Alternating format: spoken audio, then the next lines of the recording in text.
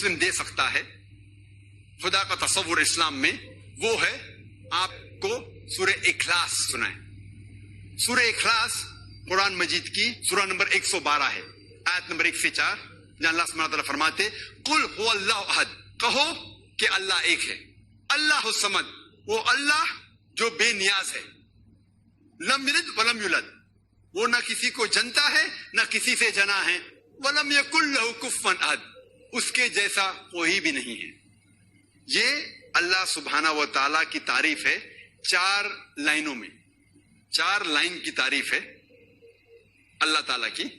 اگر کوئی بھی انسان کہتا ہے کہ وہ شخص خدا ہے، اور اگر وہ شخص اس 4 لائن کی تعریف میں اترتا ہے، تو ہم مسلمانوں کو کوئی گلا شکوہ نہیں اسے خدا تسلیم کرنے میں۔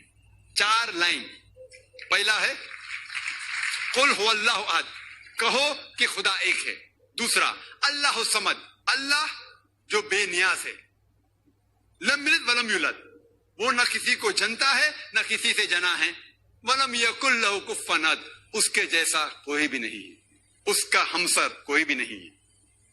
اسے کہتے ہیں ٹچ سٹون آف تھیولوجی، خدا کا تصور کی سب سے اہم definition, touch stone of theology. اگر آپ کوئی بھی خدا میں مانتے ہیں، آپ اس خدا کو اس سورہ اخلاص سے کمپیئر کرو۔ اس سورہ اخلاص کی اگر 4 لائن کی تعریف پہ اترتا ہے تو وہ صحیح خدا ہے، اگر نہیں اترتا ہے تو وہ صحیح نہیں ہے۔ کوئی بھی خدا کو آپ مانتے ہیں، اس کو اس 4 لائن سے پرکھو، اگر اس 4 لائن کی تعریف سے اترتا ہے تو ہمیں کوئی اعتراف نہیں ہے تسلیم کرنے میں کہ وہ خدا ہے۔ مثال کے طور پہ کئی انسان یہ مانتے ہیں کہ بھگوان رجنیش وہ خدا ہے۔ سوال جواب کے دوران ایک ہندو دوست نے مجھ سے کہا کہ ہم ہندو نہیں مانتے کہ بھگوان رجنیش خدا ہے۔ تو میں نے اس سے کہا، میں نے کبھی بھی نہیں کہا کہ ہندو مانتے ہیں کہ بھگوان رجنیش خدا ہے، میں نے یہ کہا کچھ انسان مانتے ہیں بھگوان رجنیش خدا ہے۔ میں ہندو مذہب کی کتاب پڑھ چکا ہوں، اس میں کہیں بھی نہیں لکھا ہوا ہے کہ بھگوان رجنیش خدا ہے، لیکن کئی انسان یہ مانتے ہیں کہ بھگوان رجنیش خدا ہے۔ آؤ ہم یہ پرکھیں کہ بھگوان رجنیش سورہ اخلاص کے 4 لائن کی تعریف پہ اترتا ہے کہ نہیں۔ سب سے پہلا قل هو اللہ احد، کہو کہ اللہ ایک ہے۔ کیا بھگوان رجنیش ایک ہی ہے؟ کیا وہ ایک ہی انسان ہے جس نے خدا بننے کا دعویٰ کیا؟ سینکڑوں انسان ہیں، خصوصاً ہمارے اس دیش میں ہندوستان میں ہزاروں انسان کہتے ہیں کہ میں خدا ہوں، وہ صرف ایک ہی نہیں ہے۔ لیکن اگر کوئی رجنیش بھکت کہے گا نہیں وہ یونیک ہے، وہ علیحدہ ہے، ٹھیک ہے، ہم دوسری لائن پہ جاتے ہیں، دوسرے پوائنٹ پہ جاتے ہیں، اللہ الصمد، اللہ جو بے نیاز ہے۔ کیا رجنیش بے نیاز ہے؟ ہم جب اس کی آتم کتھا یا آٹو بایوگرافی پڑھتے ہیں، اس میں لکھا ہوا ہے کہ رجنیش کو ڈائبٹیز بیماری تھی، ڈائبٹیز کی بیماری تھی، اسے استھما تھا، اسے ریڑھ کی ہڈی میں درد ہوتا تھا، بیک ایک۔ آپ سوچئے بھگوان کو ڈائبٹیز ہے، خدا کو استھما ہے، خدا کو ریڑھ کی ہڈی کی درد ہے۔ تیسرا لائن، لم یلد ولم یولد، نہ وہ کسی کو جنتا ہے نہ کسی سے جنا ہوا ہے۔ ہم جانتے ہیں کہ بھگوان رجنیش مدھیہ پردیش میں پیدا ہوئے، اس کے والد والدہ بھی تھے، دونوں والدین تھے جو کچھ سال بعد اس کے شاگرد بن گئے۔ یہ بھگوان رجنیش 1981 میں امریکہ جاتے ہیں، USA، اور وہاں اسٹیٹ آف اوریگون، ایک اوریگون جو شہر ہے، وہاں اپنا ایک رجنیش پورم شروع کرتے ہیں، اور امریکہ میں ہزاروں امریکن لوگ کو بیوقوف بناتے ہیں۔ کچھ چند سال بعد امریکن گورنمنٹ اس کو گرفتار کرتی ہے اور جیل میں ڈالتی ہے۔ بھگوان رجنیش کہتے ہیں کہ امریکن گورنمنٹ نے مجھے آستے آستے سے زہر دیا۔ سوچئے کوئی خدا کو زہر دے سکتا ہے؟ اور 1985 میں 1985 میں امریکن گورنمنٹ اس کو امریکہ کے باہر نکال دیتی ہے، لات مار کے نکال دیتی ہے، پھر سے وہ ہندوستان میں آتا ہے اور پونا شہر میں اپنا جو سینٹر تھا وہاں جاتا ہے۔ जिसे आज की तारीख में कहते हैं ओशो कम्यून।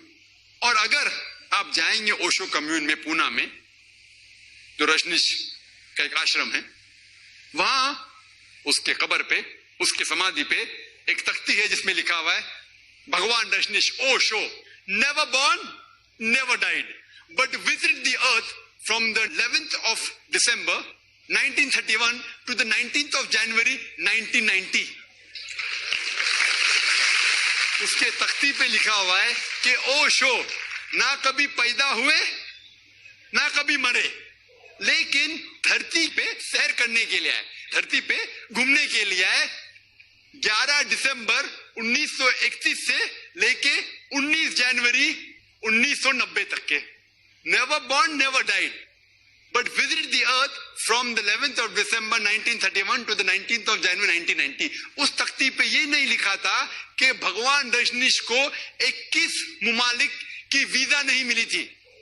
भगवान आ रहा है धरती की सैर करने के लिए और उसे वीजा की जरूरत होती है, उसे 21 मुमालिक की वीजा नहीं दी गई थी। He was not given visas to 21 different countries of the world. Imagine Almighty God coming and he requires visa to visit different parts of the world. और आर्क बिशप ऑफ ग्रीस के पादरी ने कहा कि अगर आप रजनीश को इस देश से निकाल नहीं देंगे तो हम उसके घर और उसके चेलों के घर को जला देंगे। और जो आखिरी लाइन है वलम यकुल लहु कुफुवन अहद, उसके जैसा कोई भी नहीं है, उसका हमसर कोई भी नहीं है, ये तो सिर्फ सही खुदा के अलावा कोई भी नहीं पास कर सकता। आप अगर उस खुदा के मुकाबले में कुछ भी चीज इस दुनिया में मुकाबला कर सकते हैं तो वो खुदा ही नहीं है। हम जानते हैं कि रजनीश आम इंसान जैसे एक नाक थे, एक मुंह था, 2 आंख थे, 2 हाथ थे, सफेद दाढ़ी थी। अगर आप किसी के साथ खुदा का मुकाबला कर सके तो वो खुदा ही नहीं है। मिसाल के तौर पे अगर कोई शख्स कहता है कि खुदा 1000 गुना आर्नल्ड श्वार्ज़नेगर से ताकतवर है।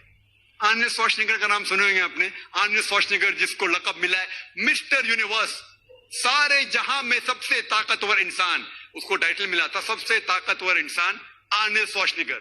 अगर कोई शख्स कहता है कि खुदा 1000 गुना आर्नल्ड श्वार्ज़नेगर से ज्यादा ताकतवर है, आप अगर खुदा का मुकाबला किसी से भी कर सके, किससे भी करते हैं, चाहे वो आर्नल्ड श्वार्ज़नेगर हो, चाहे वो दारा सिंह हो, या चाहे किंग कॉन्ग हो, चाहे 1000 गुना हो, लाख गुना हो या करोड़ गुना हो, अगर आप खुदा का मुकाबला किससे भी कर सके इस दुनिया में, उसका हमसर कुछ भी है, किससे भी आप कंपेयर कर सके तो वो खुदा ही नहीं। वलम यकुल लहु कुफुवन अहद, ये 4 लाइन का डेफिनेशन है सूरह इखलास कुरान मजीद में खुदा की तारीफ में। अगर कोई भी शख्स कहता है कि ये खुदा है, कोई भी इंसान कहता है कि ये खुदा है, अगर उस 4 लाइन की तारीफ में उतरता है तो हमें उसे तस्लीम करना चाहिए कि उसे কোনো পথে মুক্তি নাই, শান্তির পথ সে তো একটাই, সে পথে ইসলাম আয় ছুটে আয়, সে পথে ইসলাম আয়।